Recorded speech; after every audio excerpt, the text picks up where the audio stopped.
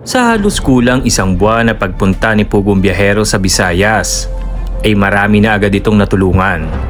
Saan naman kayang lugar ang susunod na pupuntahan ni Pugong Biyahero pagkatapos dito kasama ang PB team?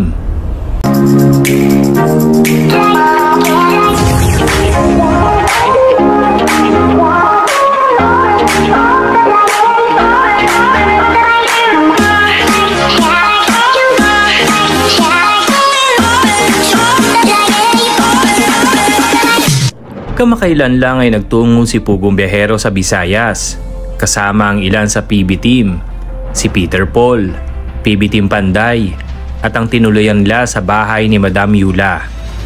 Sa unang episode pa nga lang ng vlog ni Pugong Biyahero ay ang mga batang magkapatid na tinatawag na unggoy dahil sa itsura nito na sobrang nakakaantig ng kanilang sitwasyon.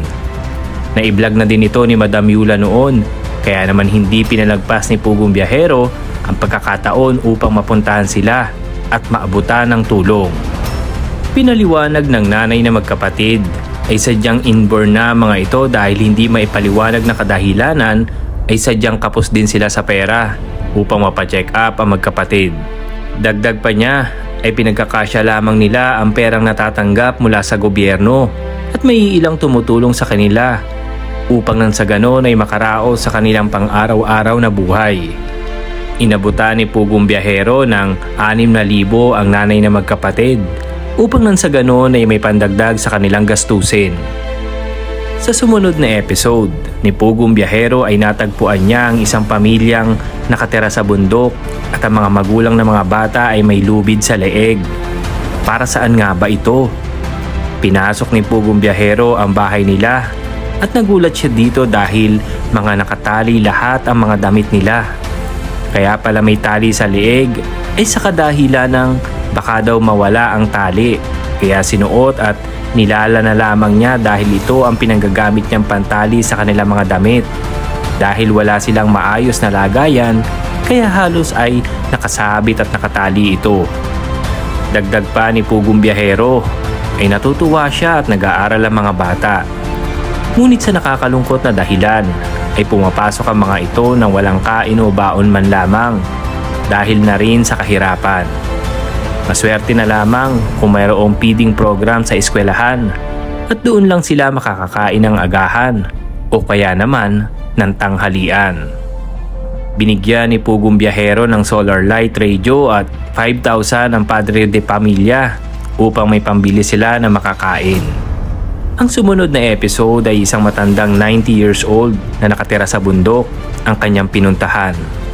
Sadyang napakalakas pa nito at mabibilib ka sa kanya dahil siya pala ay gumagawa ng gitara at ibinebenta niya ito para may pambili ng bigas.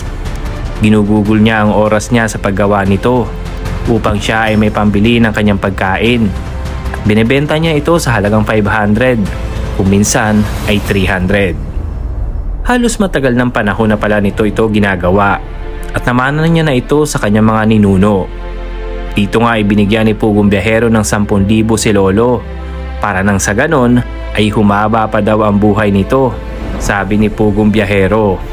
Sobrang natuwa si Lolo sa kanyang natanggap mula kay Pugong Biyahero dahil first time niya makahawak ng ganitong kalaking pera.